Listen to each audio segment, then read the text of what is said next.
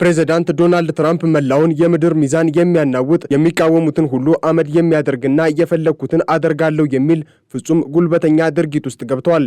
ከአርክቲክ ውቅያኖስ እስከ ላቲን አሜሪካ ጫፍ ድረስ ምድር በትራምፕ ትዕዛዝ እየተንቀጠቀጠች ነው። ከሁሉም በላይ ዓለምን ያስደነገጠው ሰበር መረጃ የሚጀምረው ከአርክቲክ ነው። ፕሬዝዳንት ትራምፕ በቬንዙዌላ የወሰዱትን ወታደራዊ ድል ተገን በማድረግ ቀጣዩን ትልቅ ኢላማቸውን በይፋ አውጀዋል። እሱም ግሪንላንድ ነው። ትራምፕ እሁድ ዕለት ለጋዜጠኞች በሰጡት እጅግ አስደንጋጭ መግለጫ ግሪንላንድ በአሁኑ ወቅት በሩሲያና በቻይና መርከቦች ተወራለች፣ ዴንማርክ ደግሞ ይህንን ግዛት የመጠበቅ አቅም የላትም፣ ለአሜሪካ ብሔራዊ ደህንነት ሲባል ግሪንላንድን መውሰድ አለብን ብለዋል። ይህ ንግግር ብቻ አይደለም፣ የሉዓላዊት ሀገርን ግዛት በጉልበት ለመጠቅለል የተሰነዘረ የጦርነት ዛቻ ነው። የዴንማርኩ ጠቅላይ ሚኒስትር ሜቴ ፍሬድሪክሰን በንዴት እንደገለጹት ግሪንላንድ ለሽያጭ አልቀረበችም፣ አሜሪካ ሀገራችንን የማጠቃለል ምንም መብት የላትም ሲሉ ምላሽ ሰጥተዋል። ነገር ግን የትራምፕ ለዴንማርክ ያላቸው ንቀት እጅግ የሚዘገንን ነው።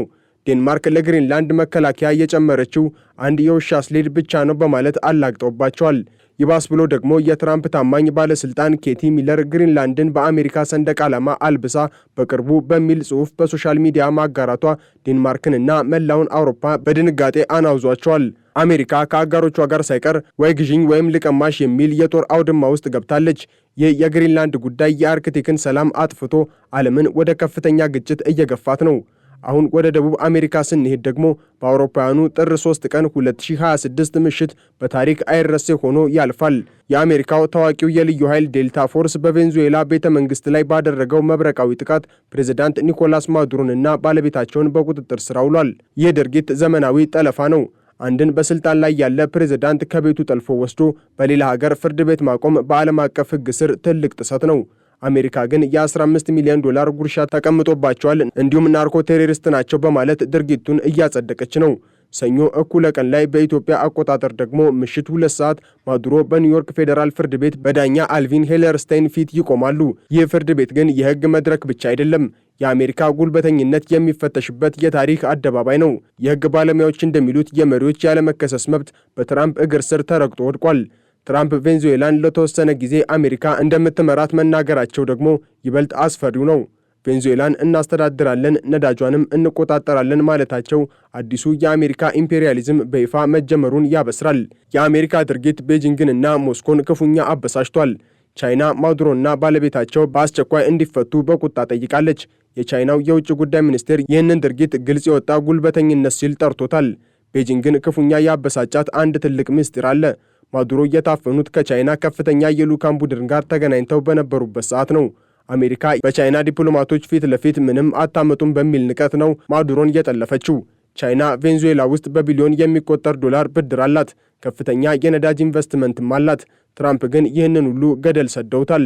ሩሲያም በተመሳሳይ መልኩ ይህ ዓለም አቀፍ ሕግን የደፈረ ተግባር ነው በማለት አሜሪካንን አስጠንቅቃለች። ሞስኮና ቤጂንግ አሁን አንድ ላይ ሆነው አሜሪካ በሕግ ላይ የተመሰረተ ዓለም አቀፍ ስርዓት የምትለው ነገር የራሷን ጥቅም ማስከበሪያ ብቻ ነው በማለት ለዓለም እያሳወቁ ነው።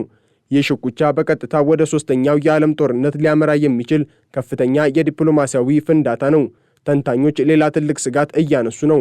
አሜሪካ ማዱሮን በሕግ ስም እንደጠለፈችው ሁሉ ቻይናም በተመሳሳይ ሁኔታ የታይዋን መሪዎች ወንጀለኛ ናቸው በሚል በራሷ ሕግ ከሳ የታይዋን መሪዎችን ለመጥለፍ እንደ ማመካኛ ልትጠቀምበት ትችላለች።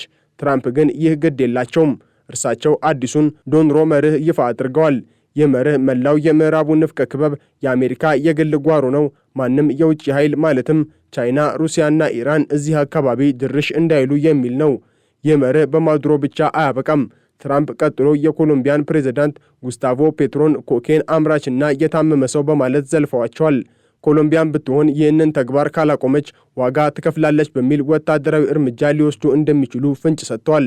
ኩባም ልትወድቅ ተቃርባለች በማለት የቬንዙዌላው ለውጥ ኩባንም እንደሚደመስሳት ተንብየዋል። ዓለም አሁን ቀጣዩ ሰለባ ማን ነው በሚል ፍርሃት እየራደች ነው። የሚገርመው ግን ራሳቸው አሜሪካውያንም በዚሁ ጉዳይ ላይ ክፉኛ ተከፋፍለዋል። የቅርብ ጊዜ ጥናቶች እንደሚያሳዩት 46 በመቶ የሚሆኑ አሜሪካውያን በትራምፕ የቬንዙዌላ አያያዝ ደስተኛ አይደሉም። አብዛኛው አሜሪካዊ ማለትም 74 በመቶ የሚሆኑት ፕሬዝዳንቱ ወታደራዊ እርምጃ ከመውሰዳቸው በፊት የኮንግረስ ፈቃድ ማግኘት ነበረባቸው ብለው ያምናሉ። ይህ ድርጊት አሜሪካን ወደ ሌላ የኢራቅ አይነት ቀውስ ውስጥ ሊከታት ይችላል የሚል ስጋትም አለ። የዲሞክራቲክ ፓርቲ አባላት ድርጊቱን የጦርነት አዋጅ ሲሉ ጠርተውታል። ትራምፕ ግን እኔ አሸናፊ ነኝ፣ ሕግን የምሰራው እኔ ነኝ በሚል ግትር አቋማቸው ቀጥለዋል። በትራምፕ ስሌት ውስጥ ትልቁ ነገር ነዳጅ ነው። ቬንዙዌላ በዓለም ላይ ትልቁን የነዳጅ ክምችት የያዘች ሀገር ናት። ትራምፕ ማዱሮን በማንሳት የቬንዙዌላን ነዳጅ በአሜሪካ ቁጥጥር ስር ለማድረግ አልመዋል። ከሩሲያና ከኢራን ነዳጅ መግዛትም አቁሙ፣ እኔ ከቬንዙዌላ እሰጣችኋለሁ የሚል የኢኮኖሚ የበላይነት ለመያዝ ቆርጠዋል። ነገር ግን የቬንዙዌላ የነዳጅ ኢንዱስትሪ ለዓመታት በመበላሸቱ ምክንያት ዳግም ለማንቀሳቀስ በቢሊዮን ዶላሮችና ረጅም ጊዜን ይጠይቃል። እስከዚያው ግን የዓለም የነዳጅ ገበያ በከፍተኛ ሁኔታ ይዋዥቃል ተብሎ ይጠበቃል። ይህ ደግሞ በዓለም ዙሪያ የኑሮ ውድነትን ሊያስከትል ይችላል።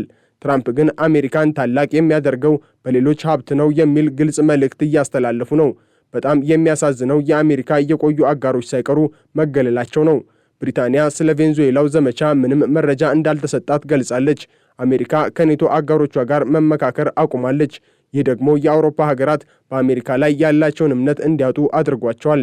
አሜሪካ ያለምንም የተባበሩት መንግስታት ድጋፍ የአንድን ሀገር መሪ ጠልፋ መውሰዷ ዓለም አቀፍ ሕጎች ዋጋ ማጣታቸውን ያሳያል። አሁን ዓለም የምትመራው በሕግ ሳይሆን በጉልበት ነው። ይህ ደግሞ ሌሎች ኃያል ሀገራት ማለትም እንደ ቻይናና ሩሲያ በተመሳሳይ መንገድ በጎረቤቶቻቸው ላይ እርምጃ እንዲወስዱ በር ከፍቷል። ዓለም ወደ 19ኛው ክፍለ ዘመን የጉልበተኞች ስርዓት ተመልሳለች። የቻይናው ፕሬዝዳንት ዢ ጂንፒንግ የአሜሪካን እርምጃ በከፍተኛ ጥርጣሬና ስጋት እንደሚመለከቱት ግልጽ ነው። ከዚህ ክስተት በስተጀርባ ለቻይና የሚያስተላልፏቸው መልእክቶች ከባድ ናቸው። ከእነዚህም መካከል አንደኛው የሕግ ስጋት ነው። አሜሪካ ማዱሮን የጠለፈችው በሀገር ውስጥ ፍርድ ቤት ክስ ስላለባቸው ነው የሚል ምክንያት በመስጠት ነው። ይህ ደግሞ ለቻይና ትልቅ የፕሮፓጋንዳ በር ከፍቶላታል። ቻይና የታይዋን መሪዎችን ተገንጣይና ወንጀለኛ በማለት በራሷ ሕግ ከሳለች። አሜሪካ ባሳየችው መንገድ ወንጀለኞቹን ለመያዝ በሚል ታይዋን ላይ ወታደራዊ ጥቃት ለመሰንዘር እንደ ማመካኛ ልትጠቀምበት ትችላለች። አሜሪካ የቬንዙዌላን መሪ በሕግ ስም መጥለፍ ከቻለች እኔስ ለምን የታይዋን መሪዎችን በሕግ ስም አልጠልፍም የሚል ጥያቄ በቤጂንግ መነሳቱ የማይቀር ነው። ሌላኛው ደግሞ ትራምፕ ማዱሮን ለመጥለፍ የወሰኑት በቬንዙዌላ ምድር ላይ የቻይና ከፍተኛ ዲፕሎማቶች ባሉበት ወቅት ነው።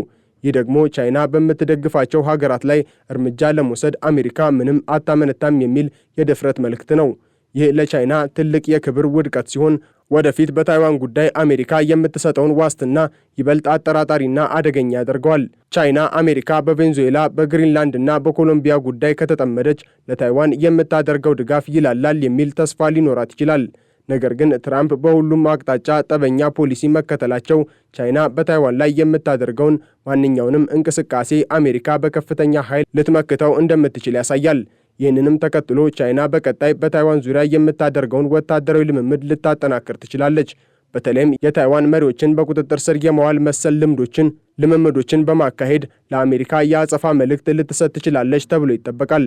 ከሌላኛዋ ልዕለ ኃያል ሩሲያ ጋር በተያያዘም ትራምፕ የምዕራቡ ንፍቀ ክበብ የአሜሪካ ብቻ ነው የሚለውን የሞንሮ መርህ ዳግም ማንገሳቸው ለፑቲን የሚያስተላልፈው መልእክት የከፋ ይሆናል።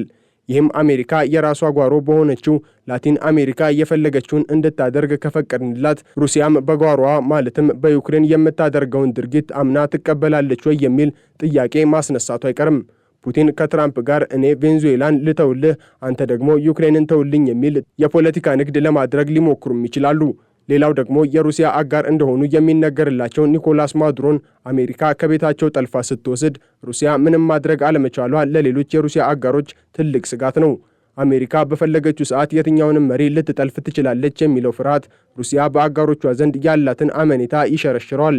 ይህ በእንዲህ እንዳለ ደግሞ ብሪታንያ እና ዴንማርክ በአሜሪካ ድርጊት ደስተኛ አለመሆናቸው ለሩሲያ ትልቅ ድል ነው። ፑቲን አሜሪካ ከአውሮፓ አጋሮቿ ጋር የምትገባበትን ግጭት ተጠቅመው ኔቶን ይበልጥ ለማዳከምና በዩክሬን ጉዳይ አውሮፓውያን ብቻቸውን እንዲቀሩ ለማድረግ ይሰራሉ ተብሎም ይጠበቃል። ይህንን ተከትሎ ሩሲያ በዩክሬን ግንባር ላይ የምታደርገውን ግፊት ልታበረታ ትችላለች። አሜሪካ ቬንዙዌላ ላይ በወሰደችው የጉልበት እርምጃ ልክ እኔም ዩክሬን ላይ እርምጃ የመውሰድ መብት አለኝ የሚል ሞራላዊ ማመካኛ በመጠቀም ዓለም አቀፍ ማህበረሰቡን ልትሞግት ትችላለች። ዛሬ ያየነው ክስተት መላውን ዓለም የሚቀይር ነው። ኒኮላስ ማዱሮ ዛሬ ኒውዮርክ ፍርድ ቤት ሲቆሙ ዓለም አቀፍ ፍትህም አብሮ ለፍርድ ይቀርባል። የትራምፕ መርህ አሜሪካን ወደ ቀድሞ የበላይነቷ ይመልሳት ይሆን ወይስ ዓለምን ወደ ሶስተኛው የዓለም ጦርነት ይከታት ይሆን የሚል ስጋትም አጭሯል።